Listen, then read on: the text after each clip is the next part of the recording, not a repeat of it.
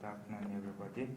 My presentation is Reflection on Shantideva's Guide to Conflict Avoidance in Bodhischaryavatara. Based on my displayed presentation, I will just introductory and description of most important and practiced the Indian literature among Mongolian Buddhists. Shantideva, who used to live in 7th or 8th century in India, who is the Nalanda Buddhist scholar in Bodhisattva. He wrote the Bodhischaryavatara Shiksha Samuchaya and Sutra Samuchaya.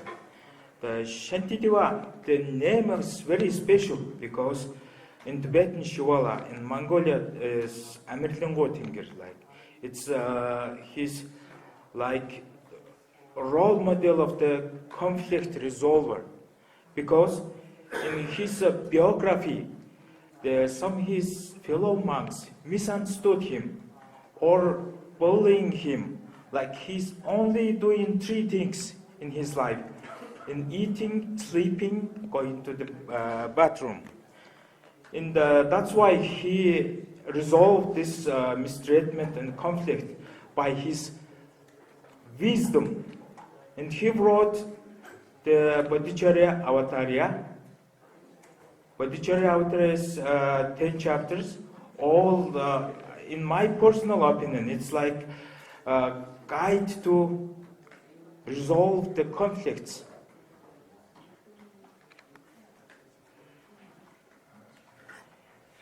From the 14th century, Mongolians translated this text into Mongolian language.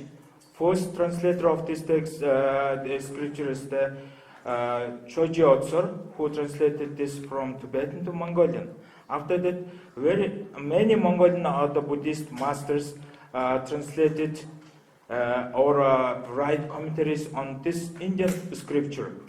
Nowadays, it's still the valuable, most influential, important Buddhist text after the Jedzongkova's gradual path of enlightenment. Now, in the Cyrillic language, this Indian scripture, they printed many the versions. Like even this year, this please next slide. This year also the Mongolian Buddhist organization, the Myanmar NGO or Idgacho Monastery, also printed this Bodhisattva Charyavatara. Even I heard today, one fellow monk told me, the Mongolians erected a statue for this Indian scripture because it's very valuable, important book among the Mongolian Buddhists. Why? Today's the conflict between individuals in society, but this scripture is the handbook of the conflict resolver. Now, even in this technological area, also these texts have the electronic the version they're using in the smartphones. Like also the Buddhist community developed this kind of application. The Buddhist community reading every day the chapter of this great scripture. Besides that, I just try to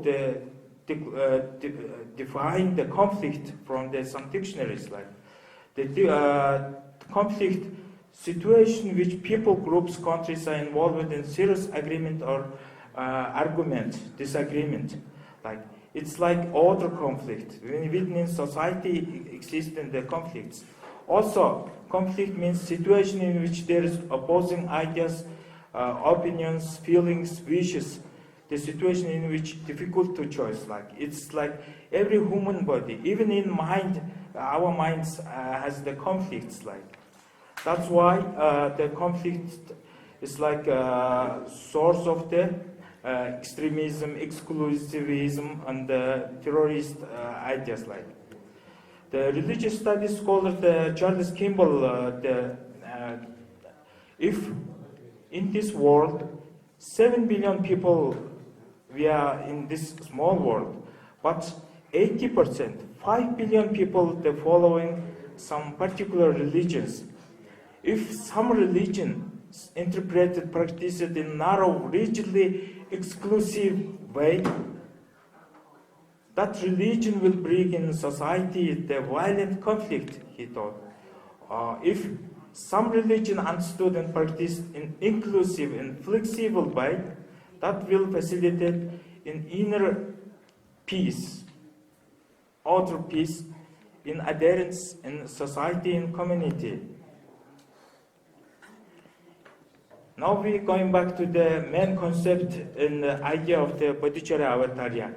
In my personal opinion and observation, the Bodhischaryavatara giving very valuable ideas, concepts about how to resolve the conflicts. Like this scripture encouraging practitioners to purify minds from the ignorance, attachment, and anger. Also, this scripture taught us that don't harm other sentient beings, understand others, adopting the compassionate mind. Third point is the main goal of the human life. We all interdependent in living in interdependent existence, and realize true nature of the world. They promote moral code and ethical principles to guide individuals and society. The fifth one is the scripture promoting, teaching us, guiding us, creating common sense, building peaceful community in mutual respects.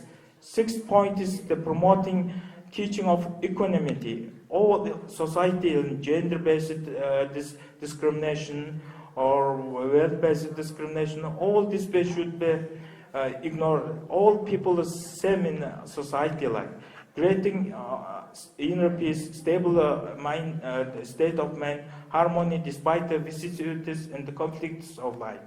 The most, the important point of this scripture teaching us, like the wisdom is best way to resolve the conflict.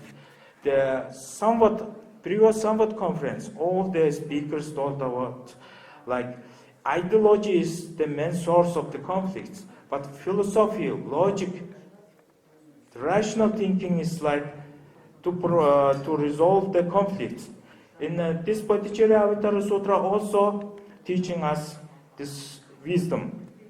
Now I would like to cite some of the shlokas from Bodhischaryavatara, like ignorance is main cause of the suffering and the conflict, like Tukmev abi Tavanti, Tukumnis Sransha, Sukechevyev, Samokhat, Swamukum, Dhyanananti, Shatruvat. This means like we all people would like to escape from suffering, but we still in the existence of suffering the world. What's the main cause of this suffering is like delusion. Like delusion also brings us the conflict, misunderstanding. That's why this text, the main point of this scripture text. In this scripture has the 10 chapters. For my point of view and observation, the 5th chapter is very important chapter for me. It's like the control mind. If one control and purify mind's delusiousness is the ignorance, attachment, anger, that will control the conflict. Like here, all if one's the bind and control mind, who will win all this conflict in the misunderstanding, all the troubles in the society. The Buddha Shakyamuni also taught us the evil mind is the main reason of the conflicts here. And this Sholaka also taught us, guiding us this point. Also, this scripture taught us ethical, moral codes, best way to avoid the conflict between individuals in society, community.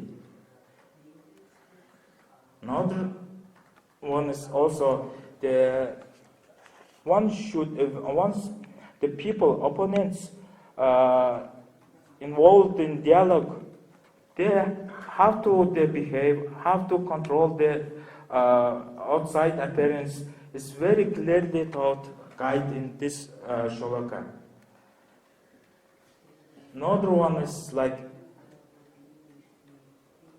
anger is the most dangerous thing in a human mind. Therefore, man should control his anger like that. So another one is like between the individuals there is lots of conflict, but for bodhisattvas wise, always should think for all sentient beings like that. This is my favorite shloka. If there is solution, then that's the point of dejection. What's point of dejection if there is no solution? It's like it's most favorite shloka in this Indian scripture. Here also the main point of the Buddhist teaching is like source, cause of all conflicts, like three poisonous state of the mind, which is ignorance and attachment and hatred and anger. Okay, thank you very much for your attention.